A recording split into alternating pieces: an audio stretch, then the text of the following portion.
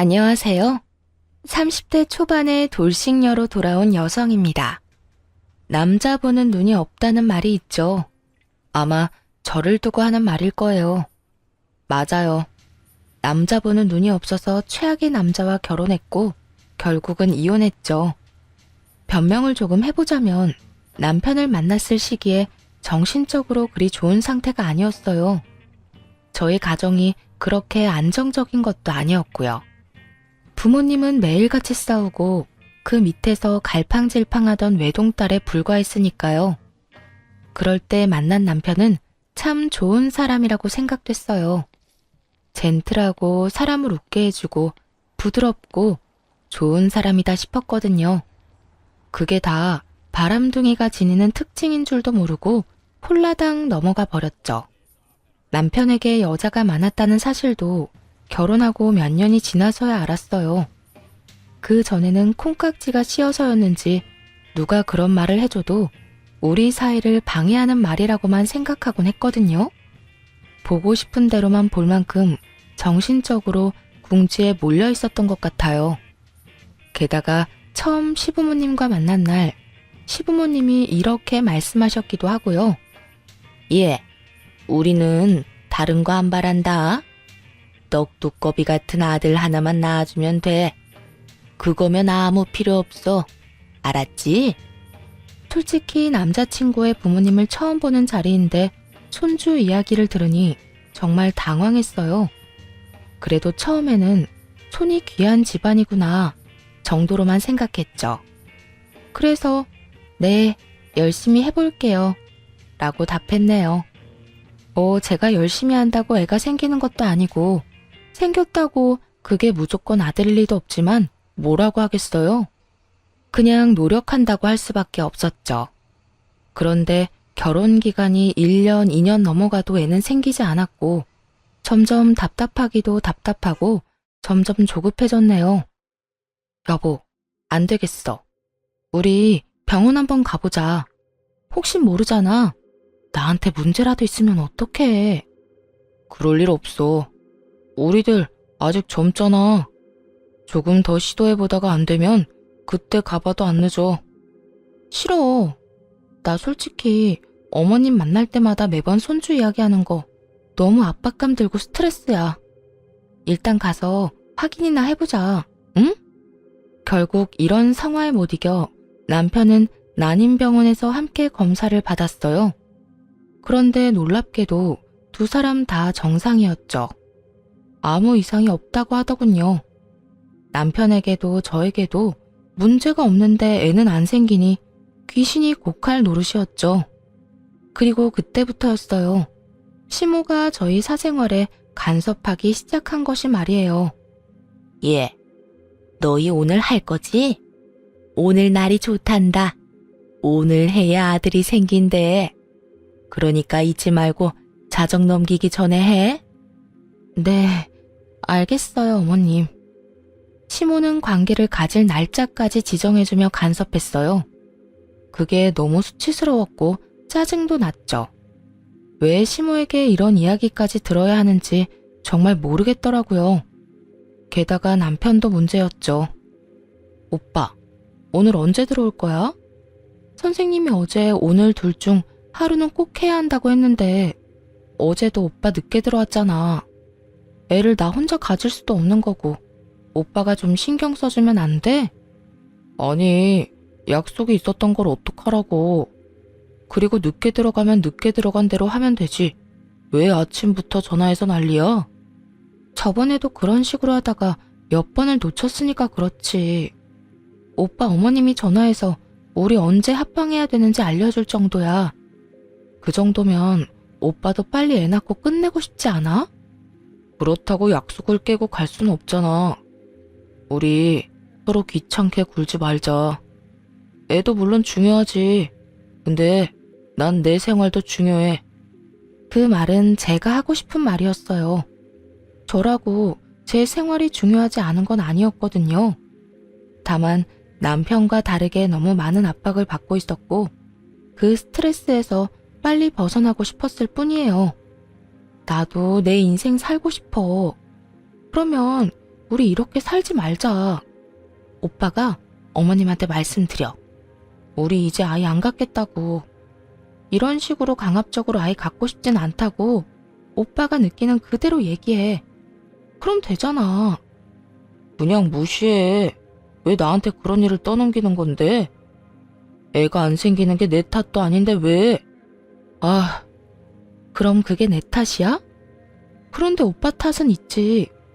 오빠가 이렇게 시간을 안 지켜주잖아. 의사 선생님이 정해준 시간도 안 지키는데 애를 만들 수 있긴 해?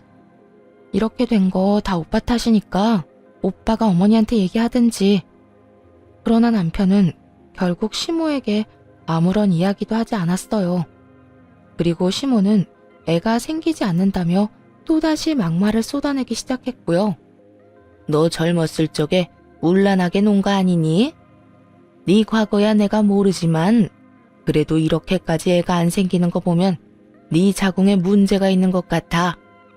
너 혹시 애 생겼다가 지우고 그러진 않았어? 정말 지독하게 모욕스러운 말이었어요. 그 말을 듣는데 눈가가 확 뜨거워지더라고요.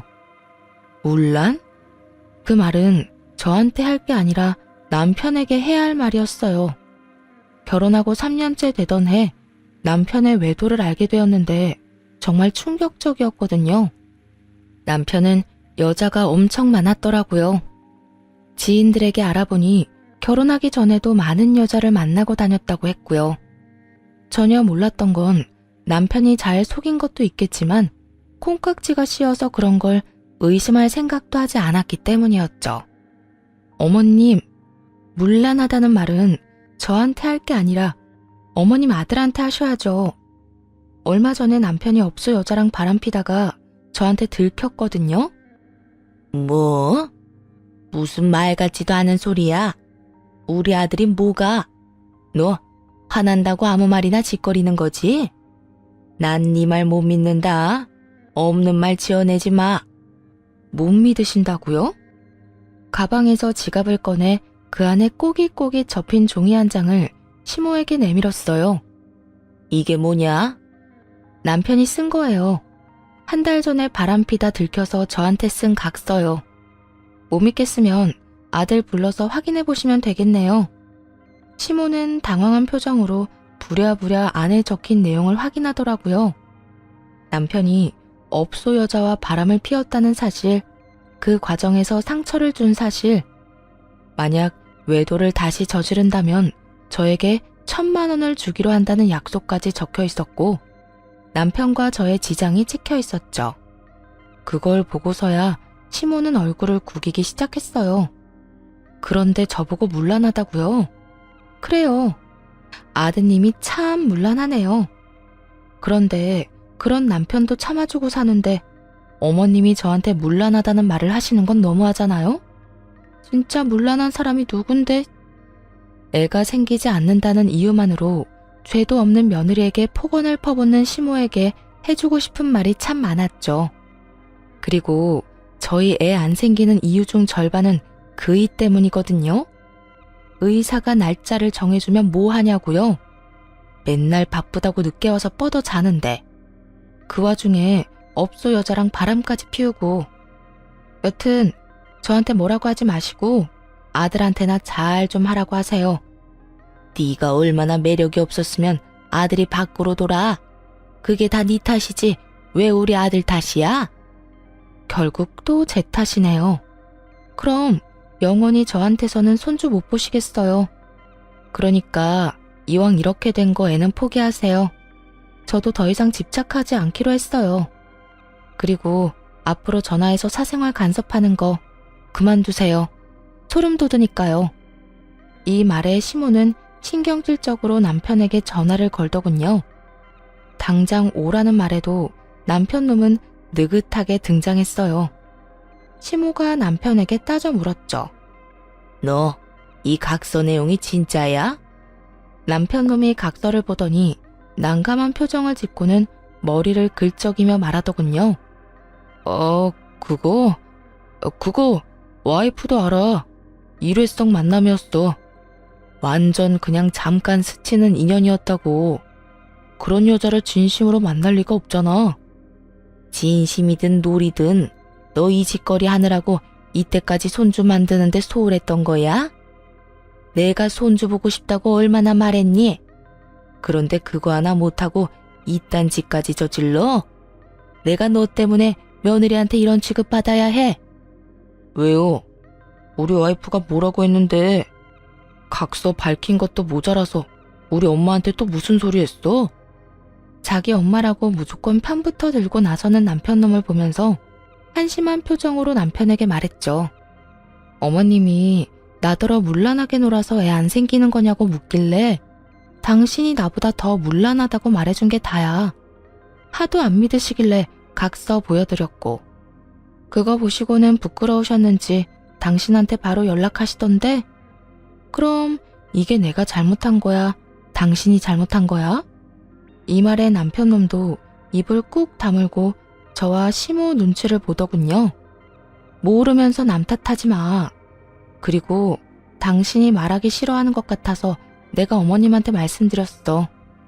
우리 애 가지는 걸로 집착 안 하기로. 당신이 먼저 그렇게 이야기했으니까 앞으로 손주 이야기할 거면 어머님이랑 당신 둘이서 이야기해. 나 빼고. 남편놈과 시모는 그 이후로 더는 손주 이야기를 꺼내지 않았어요. 하지만 점점 이 결혼 생활에 강한 회의감이 들었죠. 이혼에 대해 진지하게 생각하는 계기가 됐거든요. 솔직히 말해서 지금 당장 이혼하고 싶냐고 묻는다면 지금 당장이라도 그렇다고 말할 정도였죠. 하지만 그 당시의 상황이 그리 좋지 않았어요. 애를 가지기 위해 직장까지 그만둔 상태였거든요. 한 달 전 남편의 외도를 알고도 강하게 나가지 못한 이유 역시 그것 때문이었고요. 물론 일회성 만남이라며 남편이 손이 발이 되게 빌었으니 참고 넘어간 것도 있었지만요. 하지만 그보다도 직업도 없는 상황에서 이혼까지 하고 나면 정말 패배자가 된 것 같은 기분이 들 것 같았거든요. 그래서 어떻게든 참았던 건데 시모의 막말과 남편놈의 저런 행동까지 겹치니 도저히 더는 참기 어려웠어요. 그래서 우선 직장부터 다시 구했죠. 다행스럽게도 저번 직장보다도 더 좋은 조건으로 취직할 수 있었네요. 일을 다시 시작한 게 시모와 남편은 마음에 안 드는 듯 했지만 더는 뭐라 말 못하고 하고 싶은 대로 하라며 그냥 놔두더라고요. 하긴 입이 10개라도 할 말이 없겠지만요. 그때부터는 정말 원하는 대로 살아보자 싶었네요. 그리고 다음에도 이런 분통 터지는 일이 있으면 이번에는 무조건 이혼하겠다는 생각을 머리에 콕 박아놨죠. 그렇게 한 달, 2달, 반년이라는 시간이 흐르는 동안 남편과 시모는 딱히 간섭하지 않았고 평온한 시간이 흘렀어요. 둘에게서 눈을 돌리자 정말 평화롭고 좋았죠. 남편도 집에서는 제 눈치를 보기에 바빴고 일찍 집에 들어오려 애쓰더군요. 그런데 폭탄은 언제나 불시에 터지는 법인가 봐요. 어느 날 남편놈이 다른 언질도 없이 웬 갓난아기를 데리고 집에 왔으니까요. 100일도 채 지나지 않아 보이는 어린 아이였어요. 아기를 보고 굳어있는데 남편이 툭 던지더군요. 나한테 동생 하나 있는 거 알지? 이야기를 들어본 적은 있었어요. 남편과 나이 차이가 많이 나는 어린 여동생이라고 했죠. 어릴 때 찍었다던 가족 사진을 본 적은 있었는데 그 외에는 단 한 번도 실제로 보지 못했지만요. 시모와 남편 말로는 제멋대로 사는 자유인이라서 어릴 때 집을 나가 여태까지 돌아오지 않는다고 하더라고요. 게다가 그만큼 사고도 많이 쳤다고 들었고요. 들어는 봤지. 근데 아가씨가 집에 오신 거야? 집에 돌아온 건 아니고 이 애만 맡기고 다시 나갔어. 걔가 어릴 때부터 사고를 좀 치고 다니긴 했는데 이번에는 애를 낳아서 왔더라고. 무슨 사연인지는 모르겠지만 자기는 키울 수 없으니까 엄마한테 키워달라고 데려왔더라고. 그 말을 듣고 당황했어요. 시모에게 맡겼다던 아이를 왜 여기 데려온 건지 솔직히 짐작이 갔지만 생각하고 싶지도 않았거든요. 그런데 남편은 결국 제일 듣고 싶지 않았던 말을 꺼내더군요. 엄마가 동생네 아들을 우리 자식으로 키우라고 하셔서 데리고 왔어. 솔직히 애가 안 생기기도 하고 핏줄이 중요하다면 동생 자식이라도 나는 상관없어. 당신도 굳이 애한테 집착하고 싶지 않다며. 그럼 이 애를 우리 자식으로 키우면 좋잖아. 아무리 그래도 이런 중대한 사항을 저한테 이런 방구도 없이 어떠한 상의도 없이 무턱대고 저지르는 건 아니죠. 얼마나 어이가 없었는지 몰라요. 지금 당장 아기한테 필요한 물건도 없는 건 물론이고 아무런 준비도 되어 있지 않았거든요. 게다가 갓난아기면 일을 하면서 키울 수도 없잖아요. 취직한 지 반년 만에 다시 일을 그만둬야 하는 상황이라 미치겠더라고요. 이건 도저히 아니다 싶어서 남편과 함께 아기를 데리고 시댁으로 찾아갔어요. 물론 따지러 간 거였죠. 어머님, 이게 다 무슨 일이에요? 신우 아이를 저희 아이로 키우라니요. 그럼 넌 애도 안 낳고 키우지도 않으면서 우리 집안 며느리로 편하게 있을 생각이었니? 너도 뭐라도 해야 할 거 아니야. 애 만드는 거에 집착하지 않겠다는 말까지 해놓고서는 너도 참 뻔뻔하기 그지없구나. 뻔뻔하다니. 집착하지 않는다는 게 아이를 가지지 않겠다는 말은 아니잖아요. 생기면 낳을 거예요. 안 생기는 아이를 제가 어떻게 낳겠어요? 그러니 하는 말이야. 내가 너한테 애 낳아달라고 사정하지 않을 테니 이 아이라도 네 자식처럼 키워. 혹시 제가 임신이라도 하면 이 애는 어쩌고요? 걔도 내 핏줄이고 네 남편 핏줄이야. 너 내가 왜 이렇게 정이 없어? 자식 하나 키우나 둘 키우나 똑같아. 너도 좋잖아. 내가 더는 잔소리 안 하겠다는데. 물론 잔소리를 안 하면 좋긴 하죠. 하지만 그거랑은 다르잖아요. 이건 정말 선을 넘은 거 아닌가요? 자기들끼리만 상의하고는 통보한 건데요. 아니, 이렇게 중요한 결정을 무슨 쇼핑하는 것 마냥 어떻게 그렇게 처리해요? 한숨도 나오고 완전 짜증나긴 했지만 애를 보니 또 불쌍하기도 하고. 하긴 애가 무슨 죄가 있겠어요. 이미 제 아이를 키우고 있었다면 아마 절대로 이 애를 받지 않았겠죠. 하지만 일단 애가 들어설 기미가 없으니 우선은 애를 데리고 오긴 했어요. 아가씨는 언제쯤 집에 돌아올 것 같아? 나야 모르지.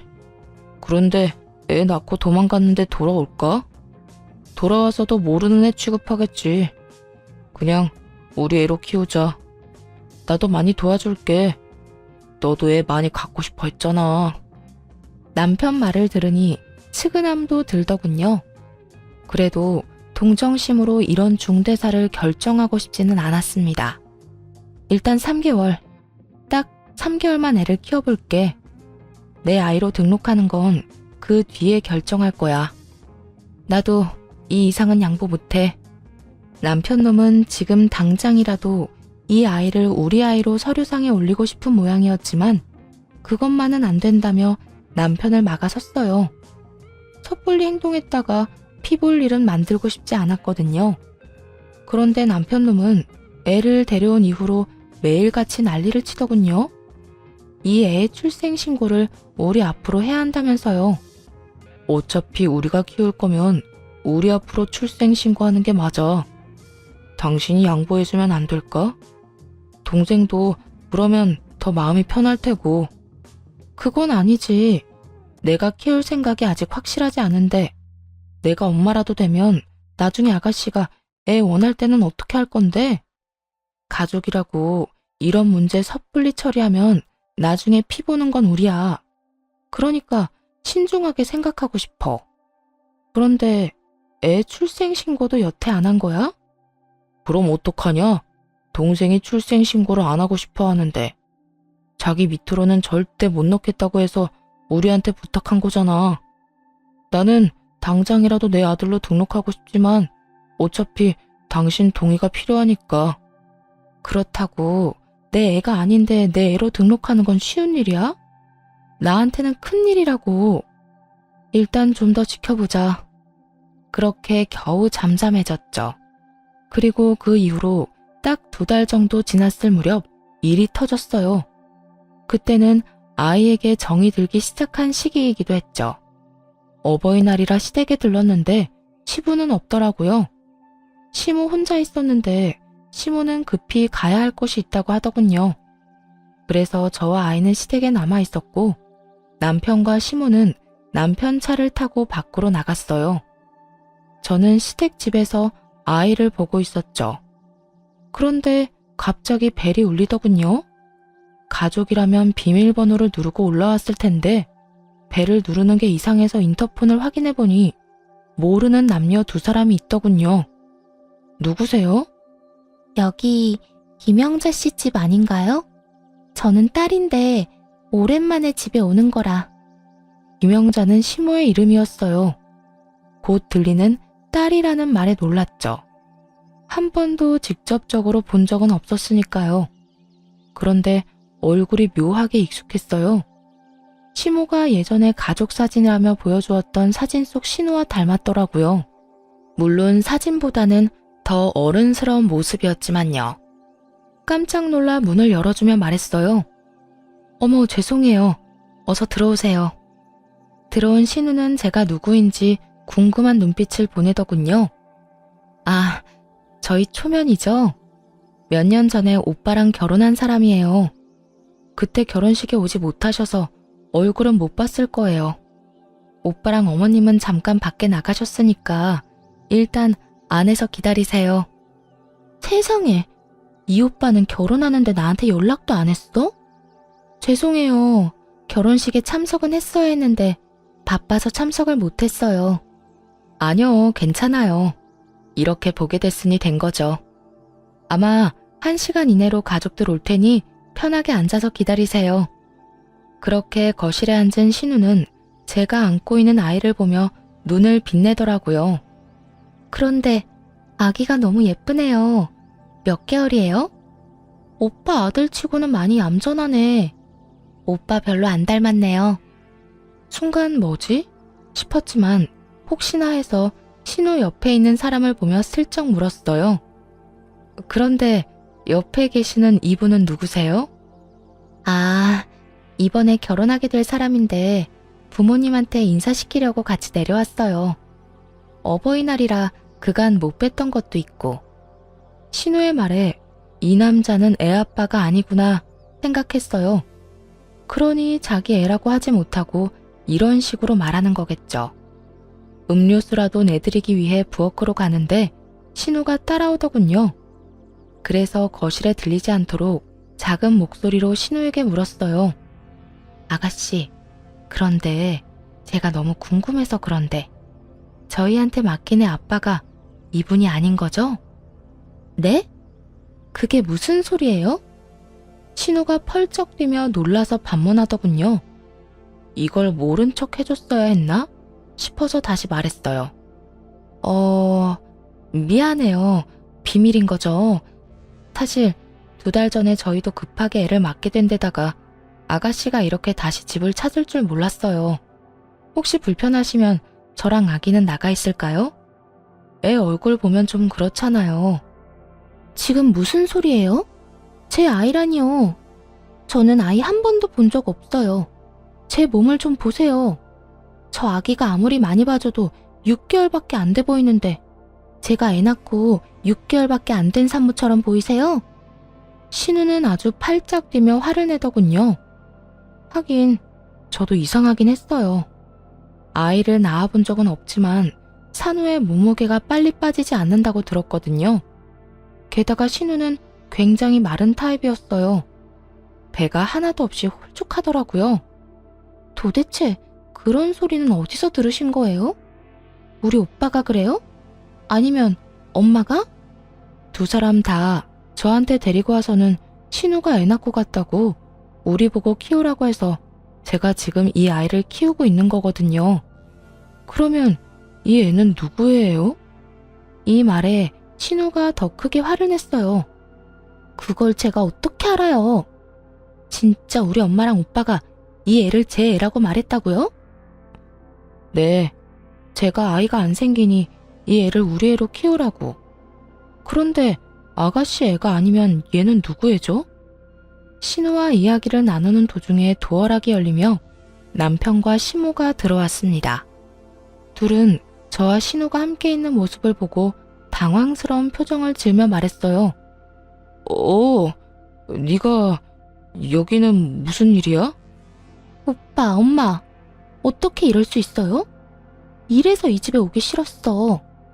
멀쩡한 처녀를 유부녀로 만드는 이런 인간들 때문에. 어릴 때는 그렇게 차별하면서 괴롭혀놓고 이제는 딸 자식 앞길까지 막으려고 작정하셨어요? 야, 그만해. 나가서 이야기해, 나가서. 됐어, 이거 나. 오빠야말로 정신 차려. 이 애가 내 애라고? 어디 내가 진짜로 애를 낳았는지 건강보험공단에 서류라도 떼러 가볼까? 애를 낳았으면 산부인과 진료 기록이라도 있겠지. 제발 그만 좀 해라. 나가서 이야기하자고 그러지 않니? 나가서 둘이서 이야기해. 속 시끄럽게 여기서 이러지 말고. 엄마야말로 그렇게 살지 마. 내가 이래서 집 나간 거야. 결혼할 남자 데리고 오랜만에 집에 왔더니 뭐? 내 애를 오빠한테 키워달라고 했다고? 말이 되는 소리를 해. 신우의 악에 바친 소리에 시모와 남편놈 둘 다 사색이 되어서는 제 눈치만 보고 있더군요. 게다가 신우의 이야기는 그동안 아무것도 모르고 애를 키우던 제게 의심의 불씨가 되었어요. 어머님, 여보, 그럼 이 애는 누구 애야? 나한테는 분명 아가씨가 낳은 아이라고 했잖아. 그런데 아가씨 애가 아니면 도대체 어디서 데려온 애야? 아버지 쪽 먼 친척이야. 우리도 가까운 사이는 아니야. 그럼 처음부터 그렇게 이야기하면 됐지. 왜 당신 동생이 낳은 아이라고 거짓말했어? 거짓말이 아니고 그래야 당신이 애를 봐줄 것 같아서. 아니야. 당신 지금 너무 이상해. 거짓말할 필요가 없는 걸 거짓말하고 있잖아. 남편이 쩔쩔매며 아무 대답도 못하는 걸 보며 이혼이 답이라는 생각이 들었어요. 이미 신뢰가 깨진 남자에게 무슨 믿음이 더 들겠어요? 사실 아이가 남편과 닮지 않아서 이틀 전에 친자 검사를 신청해놨거든요. 남편이 바람 피워서 데리고 온 아이일 거라고 생각해서요. 그래서 신우가 이 애가 자기 애가 아니라고 할 때 이미 마음속으로 이혼을 결심했어요. 나한테 거짓말까지 하고 애를 맡기려는 이유가 뭐야? 이번에 애 맡길 때도 나한테는 이런 방구 없이 어머님이랑 당신 둘이서 상의하고 나한테는 통보한 거잖아. 그러니까 나도 통보 하나 할게. 우리 이혼하자. 당신네들 하는 정신 나간 행동들 더는 봐주기 힘들어. 여보, 무슨 이혼이란 말을 그렇게 쉽게 해. 애는 어떡하고. 당신이 있어서 애를 데려온 건데. 어떡하긴. 당신이랑 어머님이 키우면 되지. 데려온 사람들이 책임지는 게 맞는 거 아니야? 이혼하자는 말에 애는 어떻게 하냐는 말부터 하는 남편을 보며 더 화가 치밀어 올랐어요. 저한테는 일말의 미안함도 없이 저딴 생각만 하고 있는 걸 보니 열불이 났죠. 그런데 그때 시모가 불난 집에 기름을 확확 때려 넣더라고요. 그래, 헤어져라. 차라리 이혼해. 애도 못 낳는 년 여태껏 가족으로 받아줬는데 이제는 필요 없지.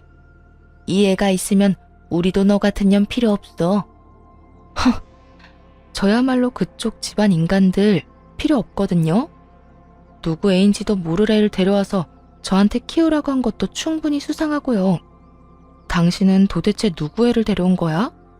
혹시 혼외자 아니야? 아니야. 사람 말을 왜 그렇게 못 믿어? 그리고 더는 그 이야기 하지 마. 나도 이야기 안 하고 싶거든. 아, 됐어. 다 됐으니까 헤어지자. 나도 이딴 이야기 듣고 싶지도 않아. 당신 바람 피운 이야기 들어서 뭐 하겠어? 그렇게 그 아이를 시댁에 남겨두고 집으로 돌아왔어요. 남편은 대화하기를 꺼리는 건지 마주치기가 싫은 건지 집에도 들어오지도 않았죠. 솔직히 다행이라고 생각했어요.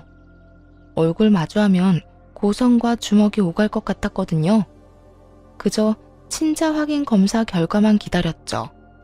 그 결과만 나오면 남편을 유책 배우자로 만들고 바로 이혼할 생각이었어요. 며칠이 지나고 어느 날 폰을 잃어버리는 일이 생겼어요.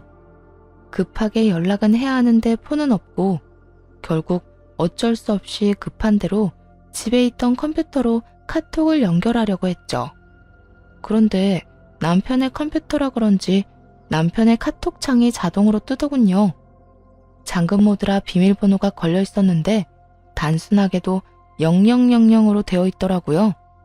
그렇게 의도치 않게 남편의 카톡을 탐방하다가 원무과라는 이름을 보게 되었어요. 보통은 원무과 누구누구 이렇게 적어 놓아야 하는데 그냥 원무과라고만 적힌 게 이상하더라고요. 그렇게 카톡을 열었다가 기겁할 뻔했네요.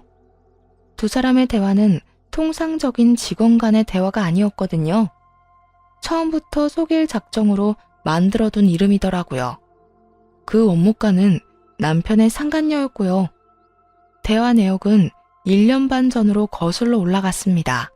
오늘 좋은 시간 보냈다. 너와 함께 계속 있고 싶었다.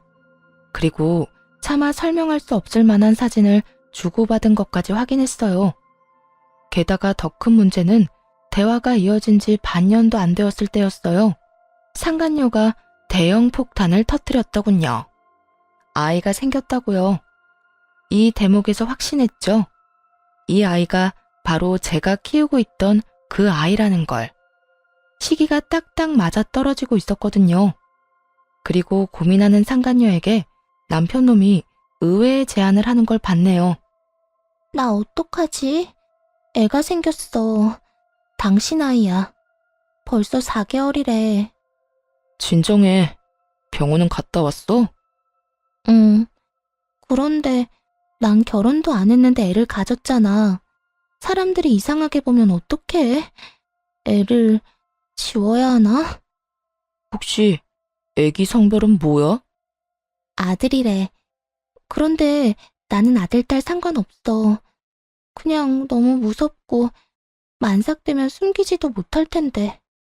그렇게 대화가 한번 끊어졌다가 다음날 다시 대화가 이어졌어요.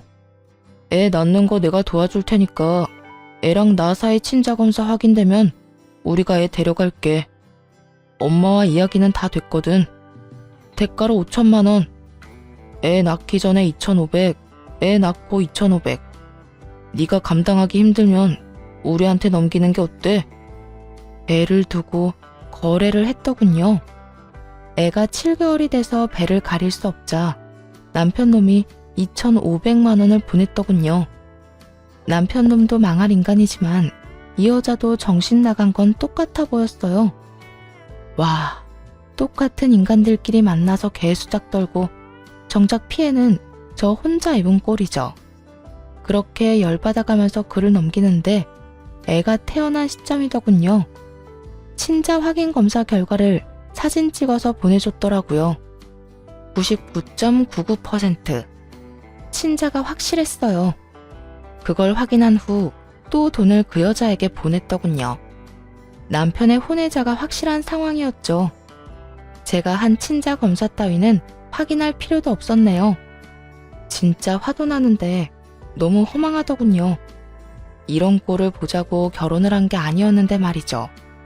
나름대로 최선을 다해 살아왔는데 어째서 이렇게 됐는지 알 수 없었어요. 한참을 울고 화내고 나서 바로 이혼 소송을 시작했습니다. 그리고 며칠 안 되어서 우편이 하나 날아왔어요. 친자 검사 보냈던 곳에서 날아온 우편이었죠. 확인할 필요도 없었지만 수고가 아까워 봉투를 열었고 또 한 번 놀랐네요. 멍하니 보면서 이게 무슨 일인가 싶었어요. 제가 한 친자 검사에서는 남편의 친자가 아니라고 나왔더라고요.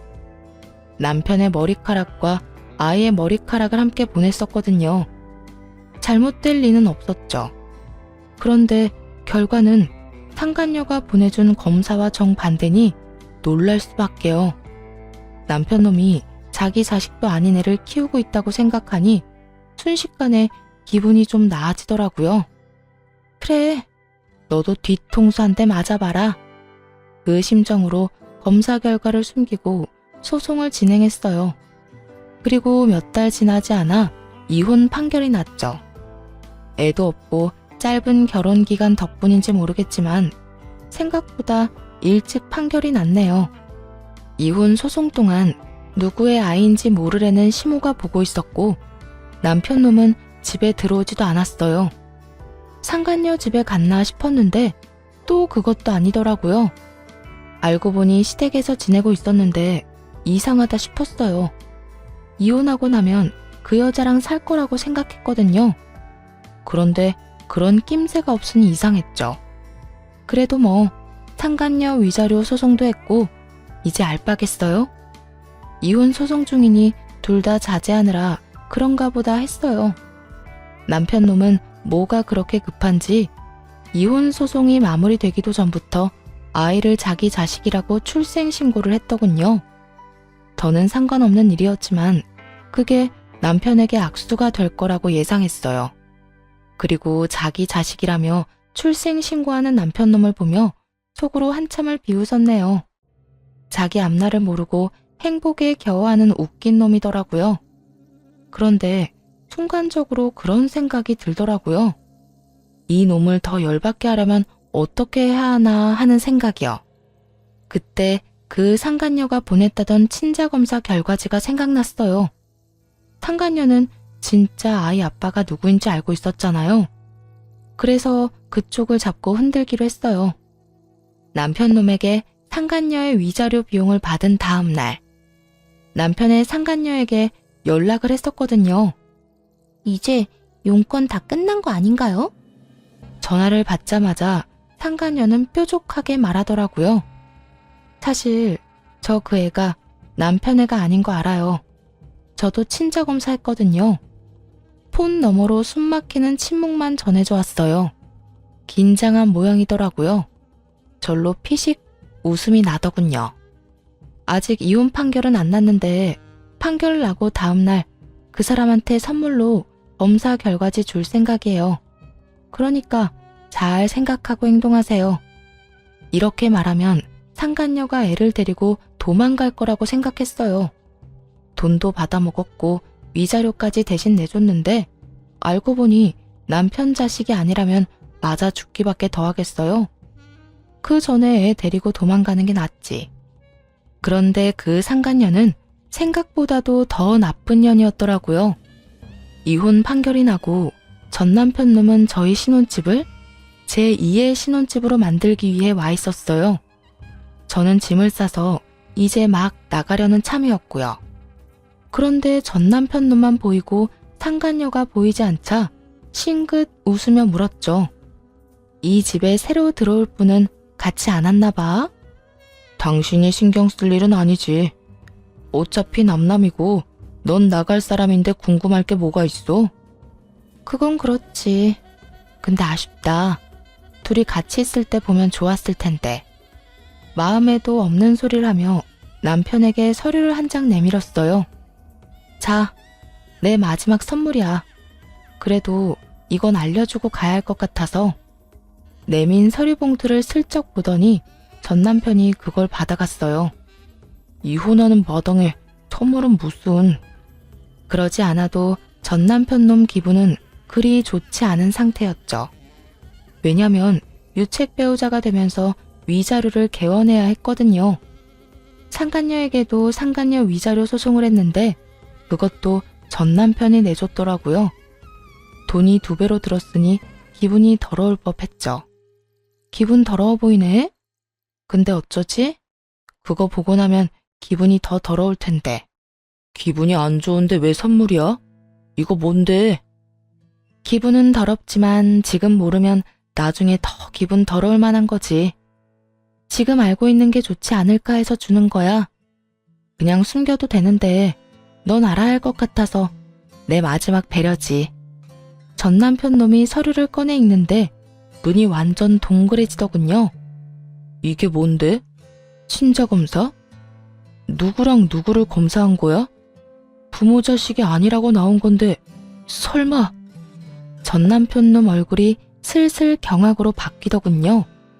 그걸 보는데 즐거워 웃음이 나오더라고요. 응, 맞아. 너랑 네가 데려온 아이. 솔직히 애 데려왔을 때부터 네 애일지도 모른다는 생각이 들어서 몰래 두 사람 머리카락 보내서 검사했거든. 근데 짜잔, 축하해. 너 아빠 아니래. 너도 좋지? 애가 없잖아. 이게 진짜 나랑 애기 거라고? 너 거짓말이지? 이거 장난치는 거잖아. 장난이라고 생각하고 싶으면 그렇게 하든가. 정 못 믿겠으면 네가 직접 가서 확인해보지 그래? 근데 너 어떡하냐? 걔 벌써 네 아들로 출생신고하지 않았어? 어쩌냐? 뻐꾸기 새끼 열심히 키우게 생겼네. 전 남편 놈을 보며 비웃으며 말했더니 너무 놀랐는지 눈동자가 떨리더군요. 아니야, 이럴 리 없어. 내가 확인 벌써 다 했다고. 친자 검사 결과도 받았는데. 그거야 알 수 없지. 그 여자가 너랑만 바람 피웠을까? 다른 남자도 있었으면 그 남자랑 애 친자 검사한 결과를 너한테 보냈을 수도 있잖아. 안 그래? 그런데 그 여자 오늘 왜 안 왔어? 이 말에 전 남편 놈이 부들부들 떨며 그대로 나가버리더군요. 딱 보니 다시 검사하러 가는 모양이었죠. 급한 뒤통수가 딱 그렇게 보였어요. 그리고 한 달쯤 뒤부터 전 남편 놈이 사람을 하나 찾고 있다는 이야기를 들었죠. 애가 자기 자식이 아니라는 걸 확인하고 상간녀를 찾아갔는데 상간녀는 이미 튄 모양이더라고요. 게다가 애까지 버리고요. 솔직히 그 여자가 애는 데리고 갈 거라고 생각했거든요. 나쁜 인간은 년이든 놈이든 똑같이 나쁘더라고요. 뭐든 상상을 초월한다고 해야 하나요? 하긴 5천만 원이나 받고 상간녀 위자료 소송비까지 전 남편 놈이 대신 내줬는데 들키면 큰일 나겠다 싶었겠죠. 그렇게 상간녀는 도망가고 전 남편 놈은 그런 상간녀 쫓아서 미친놈처럼 돌아다니고 우습더군요. 주변 사람들이 이상하게 봐도 상간녀에게 당했다는 말도 못하는 처지였죠. 아마 전 시모에게도 이야기 안 한 모양이었어요. 전 시모가 전 남편 놈 이상 행동 때문에 저를 찾아온 거 보면요.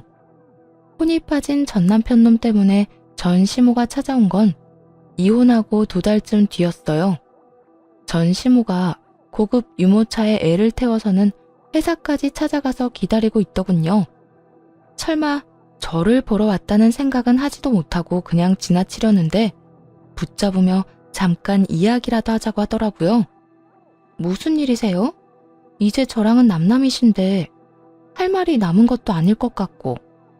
너 곱게 헤어진 줄 알았더니 또 무슨 수작이야? 왜 우리 아들을 못 살게 굴어? 이번엔 무슨 말을 했길래 애가 혼이 다 빠져서 난리야? 혼이 다 빠졌어요? 하긴 그럴 수밖에요. 그런데 그거 제가 그런 거 아닌데 왜 저한테 오셨어요? 수작은 제가 아니라 다른 사람이 한 건데. 하긴 꼴을 보니 아직도 모르시는 것 같네요. 내가 뭘 몰라? 우리 아들한테 무슨 짓 했는지 당장 말해. 너 아니면 우리 집에 이렇게 난리가 날 일이 없어. 시모가 애지중지 보살피는 애를 보고 웃으며 말했죠. 아드님이 말 안 한 걸 제가 하긴 좀 그런데 그래도 듣고 싶다니 말씀드릴게요. 어머님이 애지중지 고이 모시고 다니는 그 아이요. 남편의 아니에요. 당신 손주는 더더욱 아니고요. 그게 무슨 소리야? 내가 친자 검사 결과까지 다 봤는데. 그 여자가 보내준 결과죠. 직접 가서 한 건 아니잖아요. 친아빠랑 애 검사해서 결과 나온 거 보내면 이쪽에서는 모르잖아요. 검사 결과가 다를 리가 없어. 그 여자가 우리 아들 애라고. 너 설마 우리 아들하고 다시 합치고 싶어서 그딴 거짓말로 애 들쑤셨어? 제가 왜요? 끔찍하니까 그런 소리 하지도 마세요. 거짓말로 들쑤시다뇨? 진짜 거짓말한 사람이 누군지도 모르고. 어머님도 불쌍하시네요. 잘나신 아드님도 그 애가 자기 아들이 아니라는 거 아니까 그렇게 돌아다니면서 그 여자 찾는 거잖아요. 그 여자 잡으려고. 그래야 애를 다시 돌려주든 뭘 하든 할 거니까. 이 말에 시모는 충격받은 표정이었어요. 하긴 제 손주라고 철석같이 믿었으니 며느리에게도 지 아들 상간녀 애를 키우라고 했겠죠. 그토록 그 애가 소중했으니 저하고 남편을 이혼하도록 만들었던 거겠고요. 일그러지는 표정을 보면서 전 시모 가슴에 못 박는 말 하나 더 해줬네요. 그나저나 아주머니 아들도 이참에 병원 다시 가봐야겠어요. 이혼할 때 보니까 이 여자 저 여자 온갖 여자 다 건들고 다녔던데 누구 하나 그 사람 애를 가진 사람이 없잖아요. 여태 애가 안 생긴 게 제 탓이 아니라 당신 아들 탓이었나 봐요. 그럴 리 없다. 그럴 리 없어. 얘가 내 손주가 아니라니. 그럼 난 여태껏 왜? 시모가 급하게 전화기를 꺼내 아들에게 전화를 걸더군요. 무슨 일이에요? 저 지금 좀 바쁘니까 나중에 전화해요. 바쁜 이유는 말하지 않아도 뻔해 보였죠. 왜요? 바쁘시대요? 돈 들고 도망간 여자 찾느라 바쁜가 보네요. 그냥 이따가 전화한다고 하세요. 시모가 이 말에 한껏 째려보더니 전 남편에게 그러더라고요. 너, 얘가 내 손주가 아니라는 말 진짜니? 진짜야? 너 다시 검사해본 거 맞아? 이 애가 정말 네 새끼가 아니야? 저도 그것 때문에 지금 열받았거든요. 더 이상 그 이야기 꺼내지도 마세요. 그럼 이 애는 어쩌니? 네 자식이 아닌데 내가 데리고 있을 필요가 없잖아. 저도 모르겠으니까 일단 나중에 이야기하자고요. 여자를 잡아야 애를 돌려주든 말든 할 거 아니에요. 엄마까지 이런 식으로 시끄럽게 굴까봐 말 안 한 거 모르겠어요? 이놈아! 여보세요? 전 남편 놈은 전 시모의 전화를 그렇게 매몰차게 끊어버렸어요. 하긴 급한 일은 따로 있는데 시모에게 신경 쓸 정신이 어디 있겠어요? 시모는 끊어진 전화를 붙들고 망연자실하게 앉아있더군요. 정말 그 짧은 통화에 완전히 폭삭 늙어버렸더라고요. 저도 큰일 날 뻔했어요. 그때 갓난쟁이 데리고 와서 출생신고 우리 앞으로 하자고 했을 때 아무것도 모르고 했으면 진짜 완전 코 꿰일 뻔했잖아요. 근데 그 사람은 이혼 소송 중에 벌써 자기 자식으로 올린 것 같은데? 뭐 알아서 잘하겠죠. 한두 살 먹은 애도 아니고. 괘씸하고 용서 안 되는 인간들의 끝을 보니 속이 다 시원하더군요. 사라진 상간녀나 잘 찾아보세요. 위자료에 애 넘기는 값으로 6천만 원을 넘게 쓰도록 만들었는데 한 푼이라도 건지려면 여자 찾아야 하지 않겠어요? 그리고 그 애도 그 여자한테 넘겨주려면 말이에요. 시모는 부들부들 떨며 말도 못하고 굳어 있었어요. 한마디라도 쏘아붙이고 싶겠지만 그럴 수 있는 정신도 없나 보더라고요.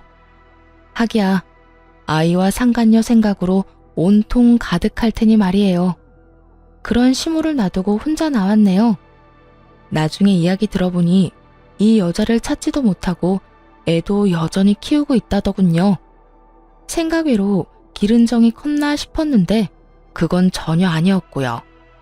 이 아이를 받아올 때 준 돈 5천만 원을 그 여자에게 되돌려 받으려면 애가 있어야 된다고 생각했던 모양이에요. 그런데 알기로는 그런 부정한 방법으로 건넨 돈은 못 돌려받는다고 알고 있는데 뭐 어떻게 될지는 그들만이 알겠죠. 그것도 그 여자가 잡혀야 어떻게 할 수 있을 텐데 여자는 하늘로 솟았는지 땅으로 꺼졌는지 보이지도 않는다고 하고요. 시간이 지날수록 힘들어지는 건 전 남편과 시모겠죠. 저야 그 인간들이 더 고통받도록 그 여자를 못 찾았으면 하는 마음이지만요. 글을 쓰고 나니 속이 더 후련한 것 같아요. 저한테는 이제 완료형이지만 그 인간들에게는 현재 진행형인 고통. 어떻게 재밌게 보셨나 모르겠네요. 긴 글 읽어주셔서 감사하고 모두 행복한 하루 보내세요.